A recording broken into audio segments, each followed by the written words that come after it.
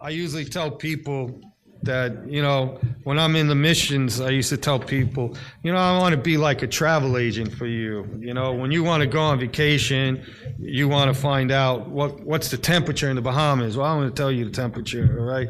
You want to find out what kind of people there. I'll tell you what kind of people are there. You want to find out all these things, what's in for you, and so that hell is a topic, my friend, that most people that are living wicked lives don't believe in. How many people say, I don't believe in hell? Like Padre Pio told the one lady, she said that, he said, don't worry, when you get there you will, So it's the one doctrine that is denied by most people today. Why? Because the devil's greatest weapon is for us to believe that there is no hell, so that we will not fear it. Okay, that's his greatest weapon. I have interviews from Father Gabriel Mart that I usually read, and he talks about the head exorcist in France who wrote a book on exorcism. There's 100 exorcists in France. This was like 10 years ago, maybe, or less. And he says out of the 100 exorcists in France, listen to this, only 5 believe in the devil. You're an exorcist, and only 5 out of 100. So that tells you that all 95 of them are heretics, and the devil owns them. But they'll send you to a psychiatrist who's also with the devil, usually, So this is what we're up against. And believe me, I've been involved with a lot of demonic activity as a priest, helping people. And some of the exorcists out there, just because you're an exorcist, they're crazy. They're more possessed than some of the people. So you have to be careful. And most of the bishops will not have an exorcist in the diocese. And if they do, most of them don't do exorcisms. And they want to put you through a year to 2 years of psychological testing. Let me tell you something. If you're possessed, you're going to have mental problems. It only makes sense, So you could have both going on. So in Fatima, as we know, Our Lady came and she wanted to awaken us. And I'm going to read in the third apparition, Our Lady said to Lucia, sacrifice yourself for sinners and say often, especially when you make some sacrifice, oh my Jesus, it is for love of thee, for the conversion of sinners, and in reparation for the sins committed against the Immaculate Heart of Mary, I offer this sacrifice to thee. So Sister Lucia goes on, she speaks. She says, as Our Lady said these words, she opened her hands again as she had done the 2 previous months. The light reflecting from them seemed to penetrate into the earth. And we saw as if into a sea of fire, and immersed in that fire were devils and souls with human form, as if they were transparent black or bronze embers floating in the fire and swayed by the flames that issued from within themselves along with the great clouds of smoke, falling upon every side just like the falling of sparks in great fires, without weight or equilibrium, amidst wailing and cries of pain and despair that horrified and shook us with terror. We could distinguish the devils by their horrible and repulsive figures of frightful and unknown animals, by transparent as black coals in a fire. Our Lady, they were so scared they cried out, oh, Our Lady, and Our Lady explained, you have seen hell, where souls of the poor sinners go. To save them, God will establish throughout the world the devotion to my Immaculate Heart. And so Our Lady showed hell. So many people say to me when I give the mission on hell, they said, usually I trick the people. I tell the pastor, hell's going to be on Wednesday, but tell them put heaven on the paper on Wednesday and hell on Friday. So all the people that are afraid to come for hell, they get tricked into coming. And people always say, you scared the hell out of me, Father. I said, that's the whole purpose. My mission's accomplished. If I could scare the hell out of you, don't go there. And then the other thing, they said, can I bring my little children there? I said, Jacinta was 6 years old. Mother knows best. And you saw the picture. They were beautiful children, truly beautiful, but their faces were distorted like monsters. They were so terrified. I think they also said they probably would have died if Our Lady didn't didn't support them, with grace. So hell is a place of punishment for those who die in mortal sin forever in the sight of God, to suffer terrible and eternal torments.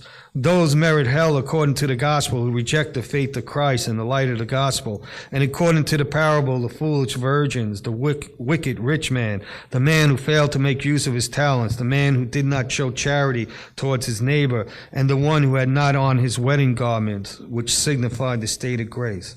They also merit hell, the Apostle St. Paul tells us, who are impious, idolaters, unjust, thieves, covetous, drunkards, impure adulterers, and so forth. To these one might add blasphemers, apostates, sacrilegious, militant atheists, murderers, suicides, scandalmongers, and so on. So after the sentence of the sovereign judge on the judgment day, the lost will immediately be seized by demons and dragged to hell, where in addition to their own sufferings, they will be tormented forever by the demons. They will suffer not only in the soul, but also in their body. But the suffering in the body will not be the same for all, for the punishment will be proportionate to the number and gravity and sins committed by each. In committing sin, the sinner does two evils. He abandons God, the sovereign good, and he turns to creatures. Since by turning to creatures, the sinner offends God, he is justly tortured in hell by the same creatures, by fire and devils. In this punishment consists the pain of sense, but because his greatest guilt and the malice of his sins consist in turning his back on God, this principal torment in hell will be the pain of loss, the pain arising of having lost God. That's the greatest pain. Because remember, in all this world, it's veiled. We don't see the mystery. But when you go before the judgment seat, you will see everything. You'll say the church was right about everything. There's no more mysteries. And you'll know it's all true. You'll know what you have lost, the infinite good. And so when you lose something that's infinite good, the pain is going to be infinite. It's horrible. That's the worst pain. And so man is a composite of body and soul. And so when you sin, your body cooperates with your soul in the sin. So both have to be tortured in hell for eternity. Okay? And so normally I go through this, that the pain of sense. So all the senses and the power of the damned will have their proper torment. And the more a person has offended God in any sense, the more he will be tortured in that sense. In the book of wisdom it says that they might know that by what things a man sins, by the same he is also tormented. Normally, like I said, I spent a good hour and a half usually in my mission on this talk, and I read you from great mystics like Josefa Mendez. Read her book, The Way of Divine Love, and she talks about people crying out that their hands are burning because they were thieves, they stole, or their tongues are coals of fire on their tongues because they committed sacrilege, or they gossip mongers and so forth. And so normally I go through like the pain of the senses. Your sight will be tortured by the darkness of hell. And the only time there'll be light is so that you could see the demons torturing your neighbor and torturing you. And if a demon was to show in a form here now that you would see in hell, the saints tell you you would die of a heart attack. It would be so scary. Your sense of smell will be tortured, depending. And this is the more you committed sin, like with your eyes, looking at pornography, looking at bad things. Your eyes will have needles in it, all kinds. I could go on and on. I wish I had time to do this for you. But this is what happens. So your sense of smell, you'll suffer. The stench in hell, they said, is so bad that if one fallen soul came in this room, it would kill us all. Literally kill us all, the stench alone. Okay? Then we have the sense of hearing. For all the times you listen to calumny, gossip, and evil things, listen to demonic music, your sense of hearing be tormented by unceasing howling and wailing of those miserable beings who are sunk in the abyss of despair. The devils will torment the damned by continual noises. In this world sometimes, you ever have a cat in your alley screaming all night, you want to kill it, because it tortures you, you can't, that's nothing. In hell, these things will never stop. They must listen once again incessantly for all eternity to the clamor and cries of the companion. The sense of taste for being glutton for sins of drunkenness. The damned will be tormented by ravenous anger, that they will never receive a morsel of bread, not even one crumb. Their thirst will be so great that not all the waters of the ocean in the world will be able to quench it, but they will never even receive a single drop of water. The sense of touch, which is the big one. Most souls go to hell for sins of the flesh. The pain which most severely torments the senses of the damned arises from the fire of hell, which tortures the sense of touch. Even in this life, the pain of fire is the greatest pain one can know. It is. I'm sure. I just burnt my thumb 2 weeks ago. It's still hurting. Still hurting. And you go to a burn center, forget about it. You talk to any priest who had to go. Those people, the pain is so, even morphine can't help them. It's horrible. But in hell, that pain will be there forever. St. Vincent Ferreira says that in comparison to the fire of hell, our fire is ice cold.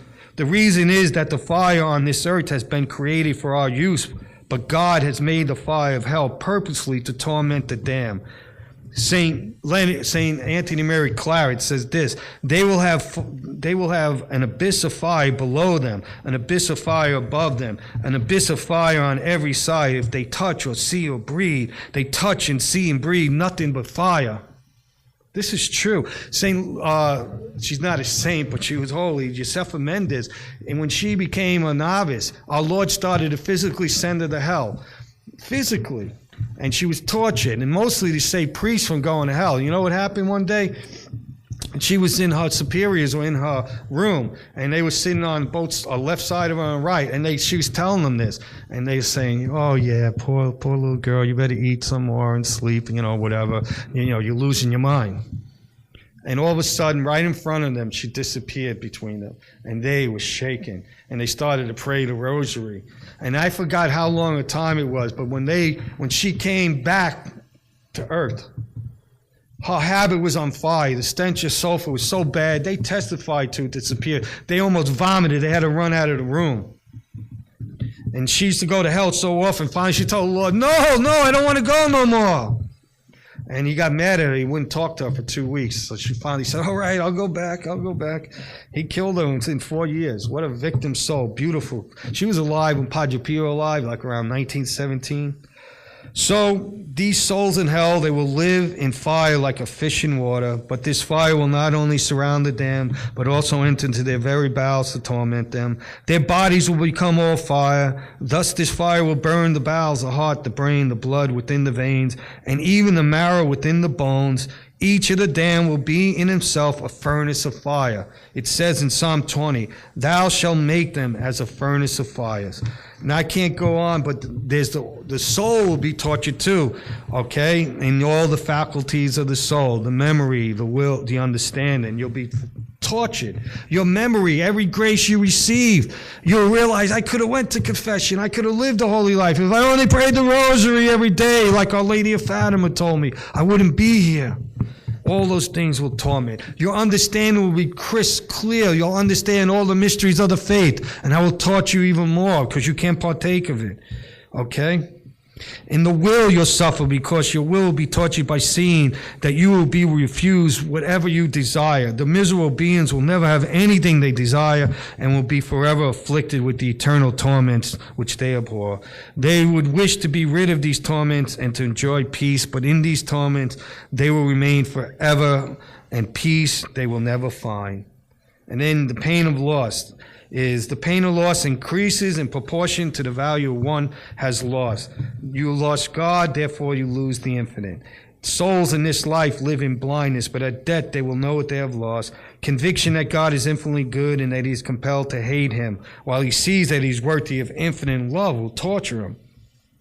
In hell you will hate and curse God, his benefits of creation, redemption, sacraments, saints, angels, and above all the Blessed Virgin. You'll realize that God did everything to save you, that angel's assigned to you when you conceived in your mother's womb, to guide you, to protect you, to put good thoughts in your hand, and you rejected all his counsels. The scariest thing about hell to me is that it's eternal. He who enters will not depart from all eternity. In hell there is a gate for admission, but no exit. There is no help. The damned not only suffer these torments for each moment, but in each moment they endure the pain of eternity, saying, what I now suffer, I must suffer forever. Hell is irrevocable. One gate for entrance. There is no exit. Think about it. Just think about eternity. We have no concept of eternity because we're finite beings. We always go by time. There is no time when we cross over. No time. I wish I could really go into details, but my time is basically up already. Real quick, and Father Phillipson is going to be giving a talk on heaven tomorrow, which I'm sure will be awesome. Heaven is the best talk. It is the awesome thing. Heaven is what we want to meditate upon all the time, because that's if you keep your end before you, you will not sin. If we meditate on heaven, it helps us to bear patiently all the afflictions of this life and to offer them to God in return for the sufferings which Jesus Christ endured for love of us. And this is it. All these afflictions will one day have an end and will, if we save our souls, become to us sources of joy and happiness in the kingdom of bliss. Your sorrow, in John it says, shall be turned into joy. And so what can we say to these joys? St. Paul tells us, eye has not seen, ear has not heard, nor has it entered into the hearts of man what things God has prepared for those who love him. And so the happiness of heaven, read Apocalypse chapter 21, verses 1 to 4, we realize the following things. There is no infirmity in heaven, no poverty, no distress, no changes of days and nights, nor cold or heat. There is no persecution or envy. You imagine that? Your neighbor's not going to hate you. Your neighbor will take joy. Even if you have a higher place in heaven than them, there'll be no envy. Awesome. I don't know about you. I can't wait for that. No more traditionals fighting traditionalists and all this nonsense. We'll all be on the same team and we'll be happy. Okay? Everything in heaven is the exact opposite in hell. Those in hell curse each other. I love these people. I go up to them and they say, hell doesn't want me. All my friends are there, whatever. I say, oh, you're in for a surprise. Because the more people you know in hell, the worse your hell is. Because you'll curse each other because you help get each other there. But in heaven, it's the opposite. All will love one another, and each will rejoice in the good of the other as if it was its own. There will be no fear in heaven because the soul will be confirmed in grace and can no longer sin nor lose sight of God. Heaven, your senses, just like in hell, they're tortured because you abuse them and sin. In heaven, they'll be glorified. So your sense of sight will be so overwhelming. Saints tell us when they have apparitions of Our Lady, they can't even look at her. She's so beautiful. St. Francis, tells us all these great saints, how beautiful. If God, Jesus Christ, was to appear in his glory, in his glorified body now, our bodies couldn't do it. But heaven is a beautiful city of gold, silver, and adorned with flowers. The beauty of the citizens, the other saints of heaven. If one of the saints, the lowest in heaven, was to come here now and appear before us, we would die of joy. We would die of joy. The greatest thing, one of the greatest things too, is that we'll be able to behold the Blessed Virgin, Our Lady of Fatima. You'll be able to hang out with her for eternity. You could talk to her. She's real. She has a body. This is, all the saints.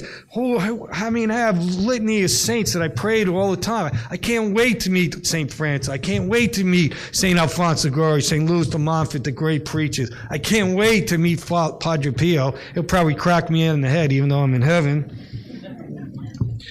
And then the greatest thing is to hold Jesus in his glorified body. In his glorified body, his wounds are still there, but they're glorified as a constant reminder for all eternity what he did for us. And so your hearing will be glorified too. Most people, if we had started singing in here, we probably all cringe because most of them don't have good voices. But in heaven, your voice is going to be glorified. You'll be able to sing praises. You'll be able to sing with the Blessed Virgin. All the saints sing glory to God. And people say, I don't like singing. Well, then there's no place for you in heaven. And then the glorified body has 4 qualities: beauty, brightness, impassibility, agility, subtlety. You'll be able to fly faster than a speeding bullet. You'll be able to penetrate walls and mountains. It's a city. It's a real place. So I wish I had that gift now. I always tell people, because I'm not looking for my forward to my plane flight back home. So, but of all these joys, All these joys are the least of the blessings of heaven. The good which constitute heaven is God himself, the sovereign good. The rewards which God promises us is not merely the beauty, the harmony, and the other joys of this blessed city. The chief reward is God himself. That is to see the love of God face to face. And that's it. So, my friends, at the present there is a veil before our eyes, and God is seen only with the eyes of faith. But what will be our joy when this veil is removed and we see God face to face? We shall see his infinite the beauty of God, his infinite greatness, justice, and perfection, his infinite love for us. And so just one more minute, and this is where I want to encourage everyone really to embrace the message of Fatima, to realize that what God has given us, that Our Lady participates in the redemption of every human being, We can't participate in the redemption of heaven, but we can participate in the redemption of many. That we don't want to go to heaven alone. And you won't go to hell alone either if you go there, God forbid. But if we embrace the message of Our Lady, and we do prayer, penance, reparation, we pray that rosary. Believe me, the rosary is a weapon. That Padre Pio said it's Our Lady's weapon. And the power of that. I'll tell you one story, and I have to tell you, they're going to get mad, let them get mad. But I knew this Italian woman, and I visited her and her husband's name was Joe. And then when I didn't see her, and then when I saw her, Joe died. And Joe was he was a nice man. Whenever I was around him, he went to church all the time. And so she says, Father, I got to tell you the real story about Joe. I said, all right. Her name was Virginia. So she goes, my husband, I could never understand, but he was a really good man, but he hated black people. He was a bigot. And for 45 years I was married to him, whenever he saw black, he would curse that person. And filled with rage, and she never could but she said, this doesn't make sense. He's such a good man. And so he had a terminal illness, and they said, you can't do nothing, go home, you're going to die. And so she had to get help. An aide would come every day, and the aide had to quit. And so she called the agency up. She said, can you send me another aide? Yeah, don't worry, be there 6 o'clock in the morning, whatever. So the doorbell rings, and she goes to the door, and she opened the door, and she went back like this. And the guy went to grab her. You all right? He goes, my name, it was a big black man, 6'2" or something. He goes, my name is Steve. I'm here. I'm the new aide. And he's like, are you all right? You all right? She wouldn't know what to say. She goes, I was afraid. She goes, my husband's going to reject him. And so he comes in, Joe didn't yell at him. And so he wanted to take care of him. He was slow, Joe, gradually. But then all of a sudden they started playing chess every day. So 2 weeks of Steve being there, she was amazed. He likes this guy. And one day, she said she was there, and Steve went to move the pawn, and Joe grabbed his arm, and he looked at him. He says, I love you.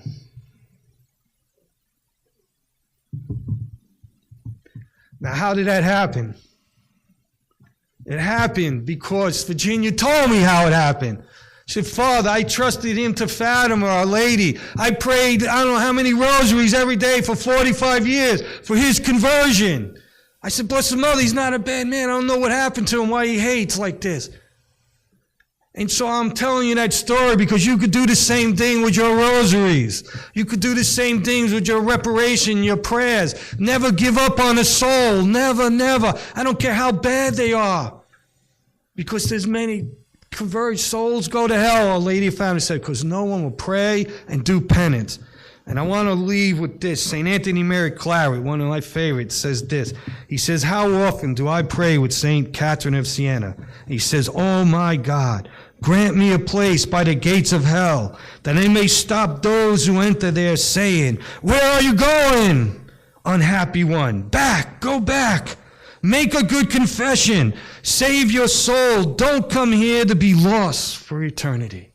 May that be our sentiments. May that be in our hearts. Amen.